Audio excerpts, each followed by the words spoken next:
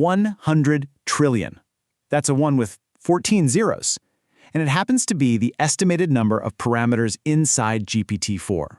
But honestly, how on earth does a machine with such humble mathematical beginnings learn to write a Python script, summarize a dense research paper, and compose a sonnet, all at the exact same time?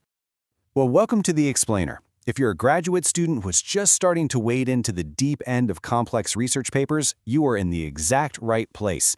Our goal today is to completely demystify this dense 30-page review paper on the Generative Pre-trained Transformer. You know it as GPT. We're going to totally bypass the heavy jargon and just extract the clear, actionable concepts you actually need to understand how this technology works from the ground up. All right, so here's our quick roadmap. We're covering the labeled data bottleneck, reading the entire library, how the transformer actually works, scaling up the results, and finally, why it matters today. Let's start with number 1, the labeled data bottleneck, or what we can essentially call the dark ages of NLP. You see, to really grasp the absolute genius of GPT, we have to look at the massive problem that existed before it. Before GPT, NLP models suffered from a huge bottleneck because they relied on supervised learning. This meant they needed heavily labeled data. Imagine humans literally having to manually tag thousands and thousands of sentences as positive or negative.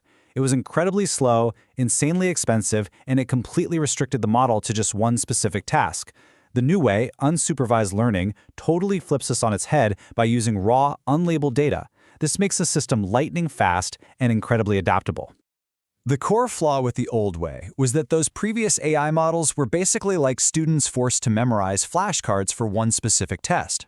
Say you trained a model exclusively to translate French to English.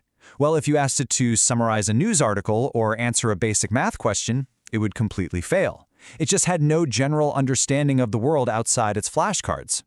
Which brings us right into Section 2, Reading the Entire Library and the Pre-training Revolution. So the core contribution of this paper relies on a really powerful two-step process, pre-training and fine-tuning. Pre-training is where the model simply reads massive amounts of raw, unlabeled text. Think all of Wikipedia, millions of articles, countless books. And it does this just to build a foundational statistical understanding of how language works, basically playing a giant game of guessing the next word. Then comes fine-tuning. This is a much quicker refresher course using a smaller data set to help the model master a highly specific task, like, say, medical diagnosis or writing code. To put that into perspective, it's like sending a student to read the entire public library just to understand how the world works, how grammar functions, how concepts connect to each other. Once they have that massive foundation of general knowledge, you give them a quick refresher course to pass a specific exam. So instead of building a brand new AI from scratch for every single tiny task, you build one foundational model and just fine-tune it. This was a massive paradigm shift. Next up, Section 3, let's look at how the transformer works and peek inside the black box. So, how is this actually happening under the hood?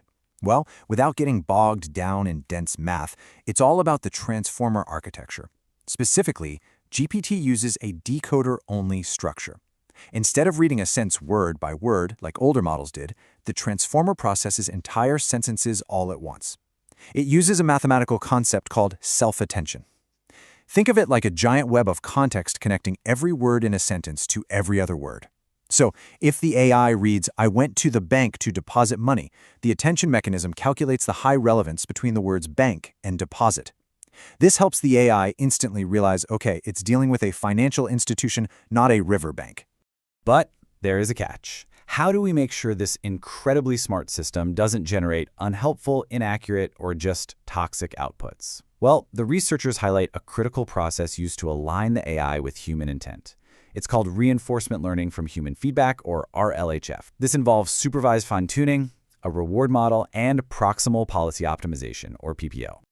I know, that sounds incredibly technical, but let's break it down using a really simple visual metaphor. Think of it exactly like dog training. Step 1, the AI attempts a trick by generating some text. Step 2, the reward model acts like the human trainer. It ranks the AI's answers from best to worst, basically giving it a treat for a great response or scolding it for a bad one. And finally, Step 3, PPO mathematically updates the AI's brain so it knows exactly how to earn more of those treats in the future. That feedback loop is the secret sauce that makes the AI genuinely helpful to us. All right, moving on to Section 4, Scaling up the results and the sheer evolution of GPT. Now that we know how it learns, let's look at how quickly this architecture actually took over the world. The evolution of GPT represents an astronomical leap in scale. Back in 2018, OpenAI launched GPT-1 with 117 million parameters. By 2019, GPT-2 proved that unsupervised multitask learning was highly viable. But look at 2020. GPT-3 exploded onto the scene with 175 billion parameters. That is a staggering jump in just a couple of years. And by 2023, we arrive at GPT-4, which introduced something entirely new: multimodal processing. The researchers basically found that simply scaling up the raw size of the model unlocked incredible, totally new capabilities. And this jump in scale brought a major architectural shift. GPT-3 was strictly unimodal, right? Text in, text out. But GPT-4 is multimodal. It can process text alongside images and audio. It doesn't just read words anymore. You can literally hand it a photograph of a complex data chart, and it can analyze it and generate a text summary about exactly what it sees. Which brings us perfectly to our final section: why it matters today, specifically its impact on research. So, as a grad student, why should you care about this architectural history lesson?